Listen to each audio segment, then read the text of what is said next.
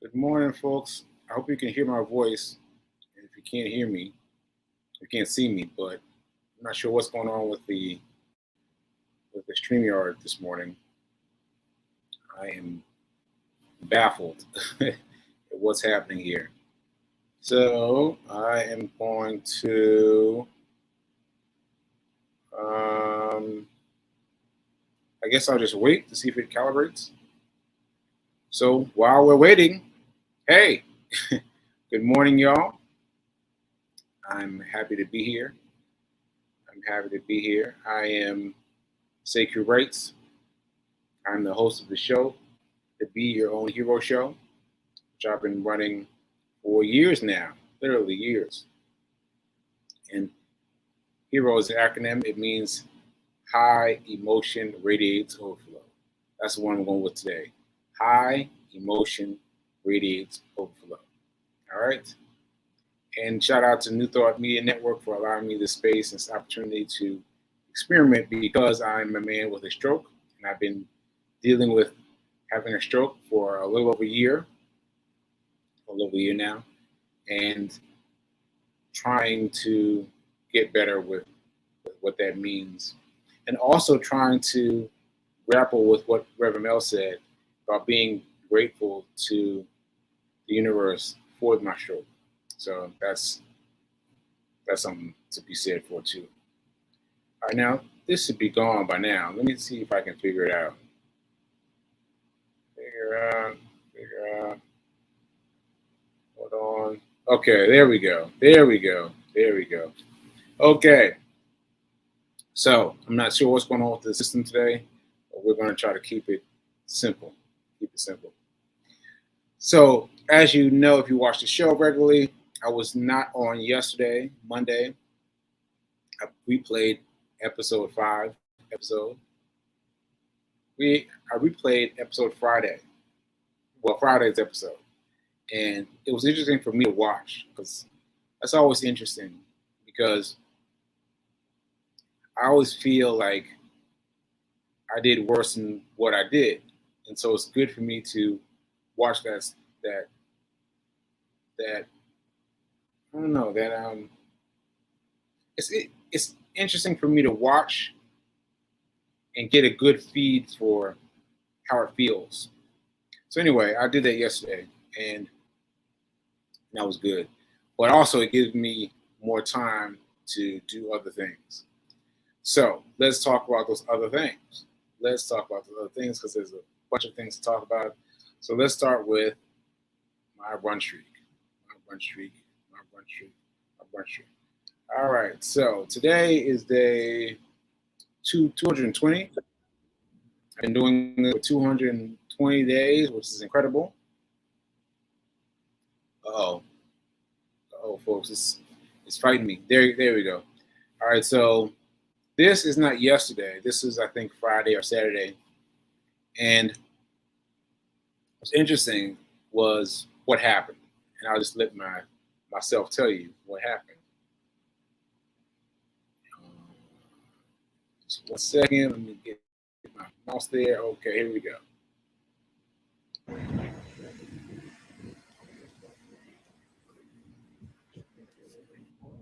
So this is day 200 and something. I just finished my run. I'm coming back out because I got my backpack full of snacks. Because I've been being really lackadaisical.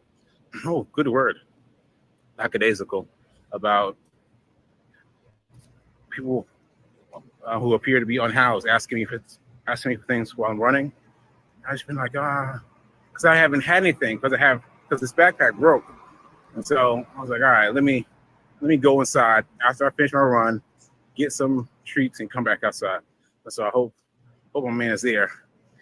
I hope so, and if not, maybe I can find someone else to give these treats to.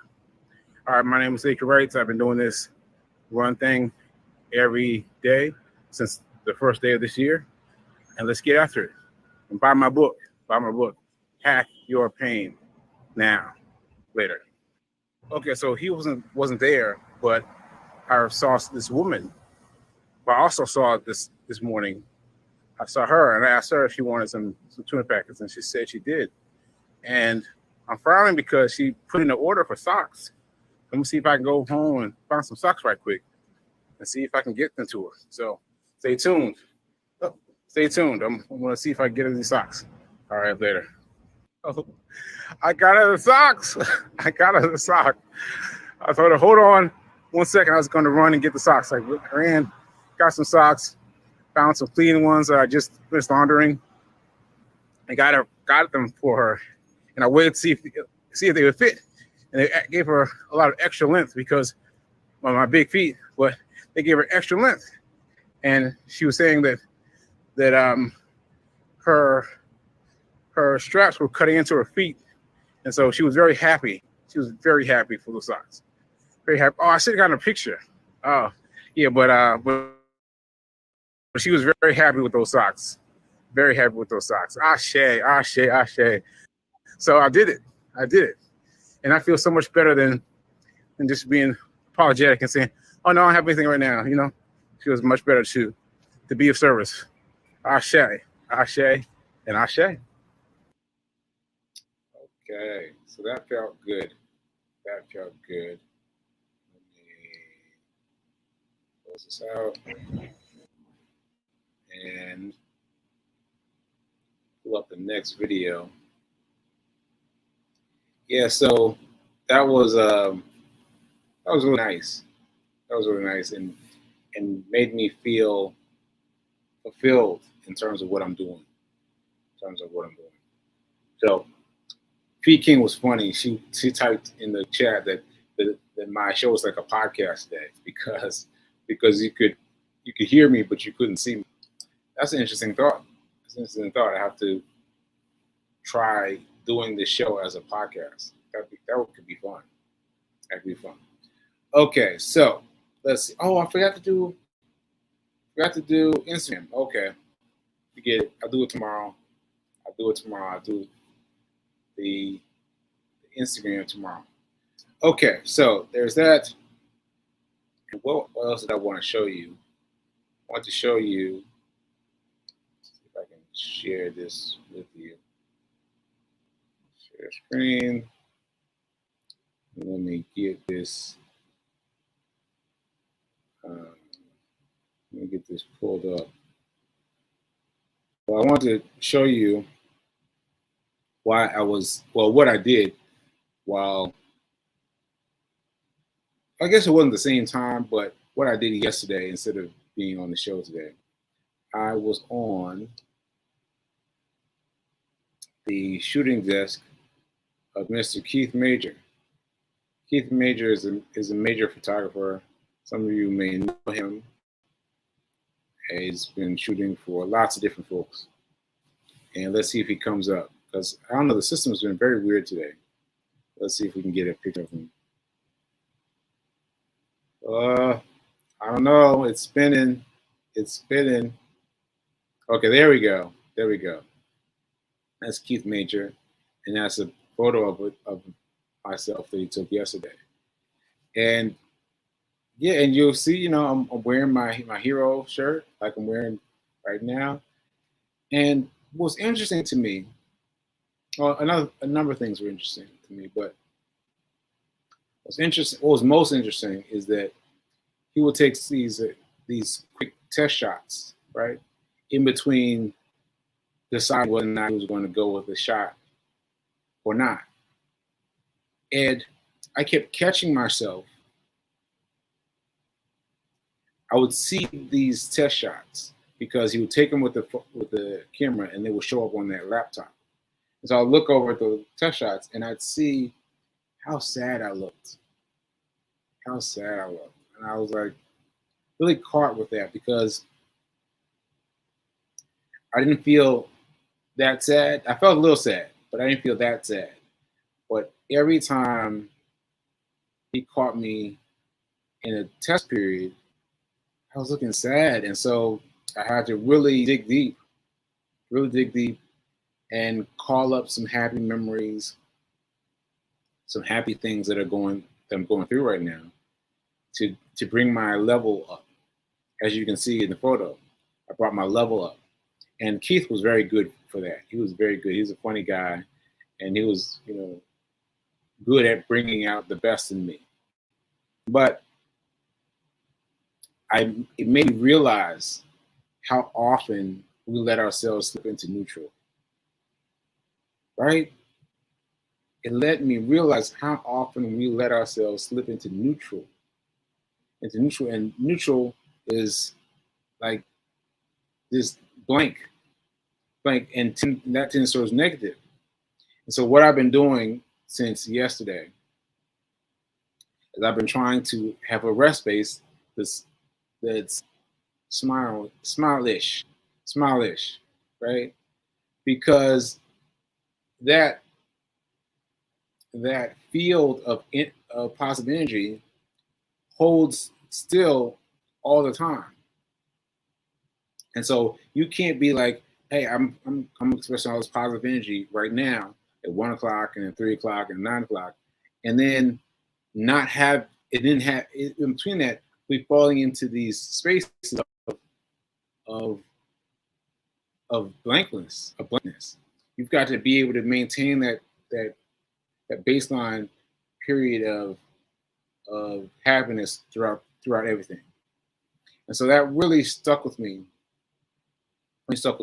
And also on that same note, I was expecting, I don't know what I was expecting, but I was nervous about doing the photo shoot. I was much more nervous in my last photo shoot.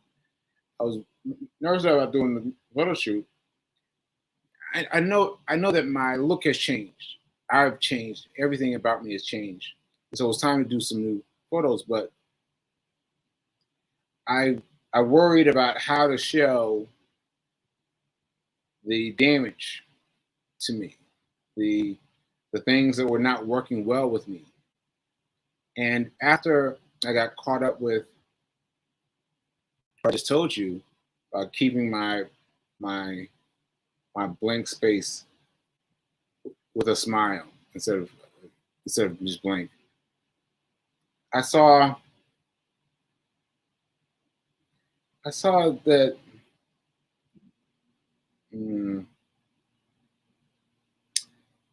well, I guess I just needed to I don't know how to say what I'm trying to say. It's just the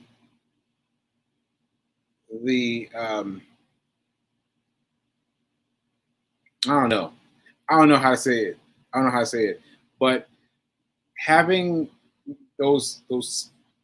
that test screen, just imagining that test screen in your mind's eye, and having it take a shot of you and what kind of face you're making right then, and then you can easily smile.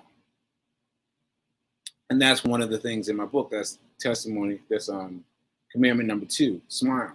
And smiling is a very, very key element. And so you've got to really smile, because otherwise you get into that funk and you'll stay in that funk forever, or more, or you'll stay in the funk than your smiling self. And so, yeah, I expected to see some hurt, but what happened is I can see the hurt, pain, the hurt, the pain easily. I can see it easily, and I wonder if other people can. But there are some things that I do that I didn't do before that made for the evidence of my pain. So that's an interesting thought. So I let it be. The photos will come back soon. I'll share them with you, and we'll see how they do. And see how they came out. But I can see. So the test is, can you see the pain? Because I can't. I can see it easily. And the question is, can you? All right. So let me stop sharing this, and let me see what else I can show. Oh, right. Let me hold on. Let me get to the right photo. share this. All right, so I should have changed it. Get back to the main screen. Oh no, it's still showing. Oh, there we go. There we go. Okay, so that's me and Rev Mel. So Rev Mel had her annual, no, not her annual, her monthly position of doing church service in person. And so I went out to that, and I got to tell you, funny story. Let me make myself a little bigger, I think. Can we do it? Can we do it? Can we make myself a little bit bigger? Yeah, let's try this one. Oh, see, today is the wrong day to be messing with the system. Okay. All right. So, anyway, here we go. So, I went to Reverend Mel's church service, but I got to tell you, it was so interesting. So, there is a man who comes to the church who has developmental disabilities. I'm not sure how to say that, but he has some learning challenges. And I met him the last time I went to church. So now for the first time I met him last time, right? So anyway, I'm walking into Port Authority and I hear that somebody, like yelling. And I look, and it's him. It's him. And I was like, oh, hey, man, what are you doing? But what are you doing here? You doing here? He said, oh, I'm going to church. I was like, okay, but the church is down there, right? Because I'd gotten filled with information about it. I checked on Google. I checked on Google several times. I talked to the attendant. I'd done all these things because I wanted to make sure that I knew where I was going, right? And so I went through all that stuff. And then he was like, no, I'm going to stay here. I was like, no, but the trailer for the area for the bus is up there. He's like, no, I'll stay here. I was like, what? So I went up there, and I was so convinced that I tried to change the woman's mind. The woman's mind who was saying this is not the place for your bus. I was like, no, you must be mistaken. This is where they told me downstairs to come. Told me to come to gate 45. This is gate 45, right? She's like, no, this isn't wrong. And she was, very short with me. And so she was being like very defensive and wasn't explaining, but she was very clear about the fact that this is not your bus. It's not your bus. And I was like, what are you talking about? And so anyway, long story short, I finally went to his bus, his area, which was bus number 48. And then I talked to the guy at 48. He's like, yeah, this is the bus. I was like, what? Which is where he was sitting. And so it fascinated me that here I am trying to get the information and give it to the man who was developmentally disabled, and he's already got the information. He's already got the information more clearly than I have it. And I was like, that just blew me away. That I don't know how he got the information clearly and I don't know, clearly, just very clearly. And other people didn't. And so I still don't understand it. But from that point on, I was like, I'm following you. Wherever you're going, I'm following you. And so I was just following him the rest of the day, because that was incredible to me that I thought that I gotten everything exactly right, from the bus manager to everybody in the process, but yet, yeah. Anyway, that just, I hope I'll resonate for someone out there, because it really resonated for me. It was for me. So anyway, this is me and Red Mel. Trying to get some food. We ended up going to another restaurant past this restaurant and getting some food. And yeah, so that was fun. Okay, what else do we have left over from the weekend? I'm a little nervous because the systems have been acting weird today. Let's see if we get something else. I'm gonna close this one. Close that one. Oh, okay. Yeah, I need to show this. So let me show this. Dun, dun, dun. Oh, I need to do a drum roll. Oh no, I can't do a drum roll because the system is being funny today. All right, so let's just jump into this instead.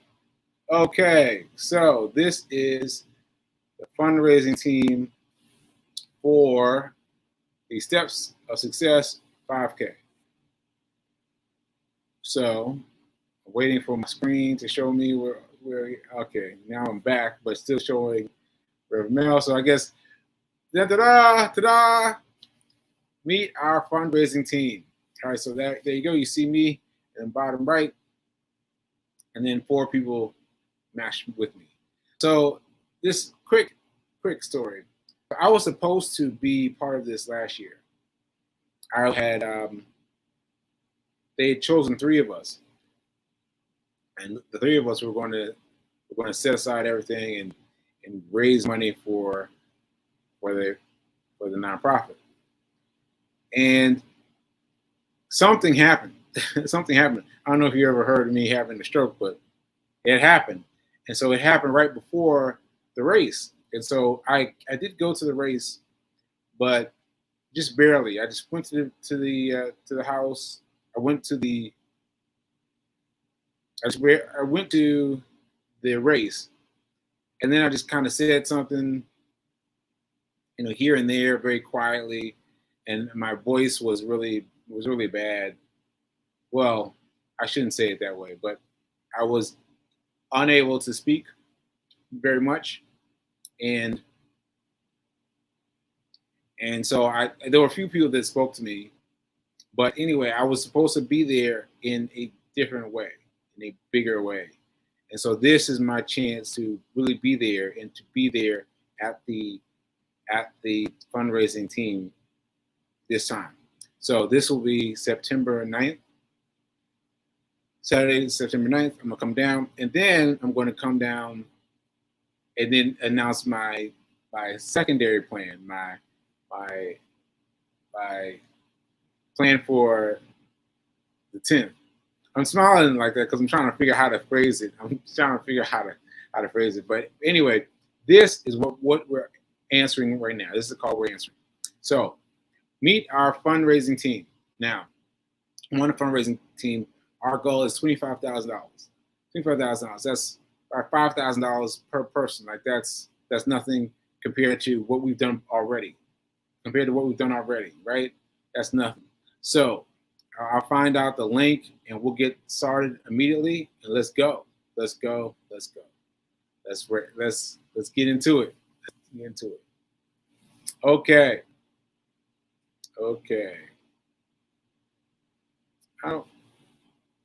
I was trying to read something in the chat. I know that you wonder what I was doing, but I'm trying to read something in the chat, but I'm not sure what this is. P. King talking about a Japanese teacher. I'm not sure what that is, but she's saying, teach, Mr. Seiki writes, teach. All right, well, I appreciate that. Okay, let's see what else we got. Close this one. And I can show this. This is the full race details for the More Than a Cause Pathway to Success, the Steps of Success 5K. So, and this will be it. This will be it. I was grateful to see it last year, to see how filled it is with people of minority descent, because as you get into running, if you decide to get into it, you'll notice that at these various races, you'll see people who are not of ethnic descent. And so what's interesting is Demetrius is filled with so much color and so many folks, and that's mind-boggling. And so this is really a good thing. It's a really good thing. So come check it out. Check it out. Check it out. All right. Because I'm going to be there. I'm going to be there. I'm going to support. And I will raise my $5,000. $5,000. Let's go. Let's go. Let's go. All right. Now, let's see. What else do I have to share? Okay. I think that's it. I'm moving on to the money. The money. All right, so let's do a little affirmation. Let's see if it's going to give us the thing. Oh, no, it's not going. It's not going. All right. So I don't know what's happening. And now it comes on.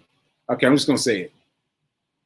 I am so happy and grateful that I'm a multimillionaire in every facet of my life.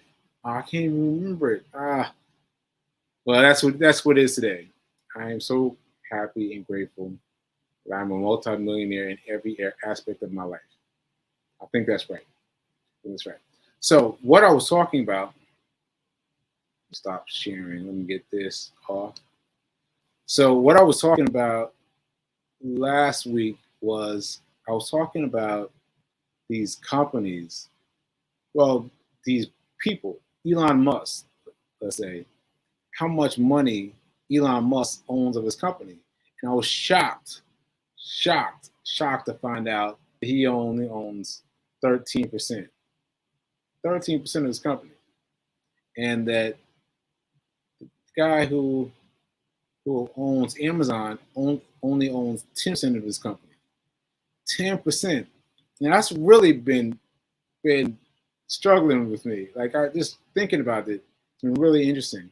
But anyway, I was talking about this, and just by the opening of the third eye, like what I'm interested in was being pinged, right? And so this just popped up into my feed, and this is Jay-Z. Let me see if I can get this. How do I do this? Oh, okay. I accidentally knocked something out, so let me get this back in. Present, share screen, and Jay-Z. All right, here's that. So it's on TikTok, which is a little funny to manipulate. I'm going to let it play twice so you can hear it. Okay. We got everything. Uh-oh. Okay, so there it is. Is it coming? I see spinning. Oh no, come on. Let's bring some love. There we go. Okay. So this is Jay-Z talking to Kevin Hart. Okay, here we go. Steve Jobs owned 1% of Apple. I mean, now 1% of a $3 trillion company, right? But if you look at his percentage, you're like, 1%? Ha. We've been trained to look at the percentage of something you own. It ain't what you own. You can own 100% of nothing, right? It's whatever the strategy calls for, right? Like Ace, LVMH was a brilliant strategic partner for me. We were lucky to find the Cartiers who've been in the business since the 1800s. So one that looks like us in Champagne. We've done something really amazing and got the attention of one of the most prestigious brands, right? And it was like a beautiful marriage. Like I owned 100%. I could have said, I want to own 100% of this thing.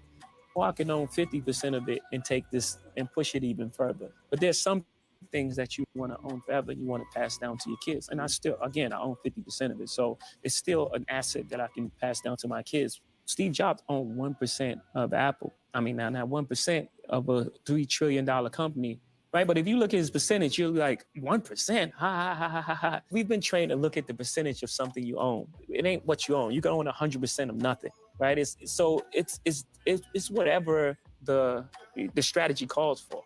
right? Like Ace, LVMH was a brilliant strategic partner for me. We were lucky to find the Cartiers who've been in the business since the 1800s. There's no one that looks like us in Champagne. We've done something really amazing and got the attention of one of the most prestigious brands, right? And it was like a beautiful marriage. Like I owned 100%. I could have said, I want to own 100% of this thing. Or I can own 50% of it and take this and push it even further. But there's some things that you want to own forever and you want to pass down to your kids. And I own 50% of it. So it's still an asset that I can pass down to my kids. Steve. Okay, so I've used time, but I just thought that was interesting, and that I have been one of those people that have been like, in the past, I've been kind of wanting to know what the Black-owned liquors were, but putting the ones that were co-owned by someone else on a sideshow. You know, not paying attention to these. And these are very important. I'm finding out now. All right, so now is better than perfect. And I will see you mañana. All right, later. Oh no, is it gonna let me out? What's happening? All right, I guess I'll just, I don't even know how to do it. All right, I'll see you guys later.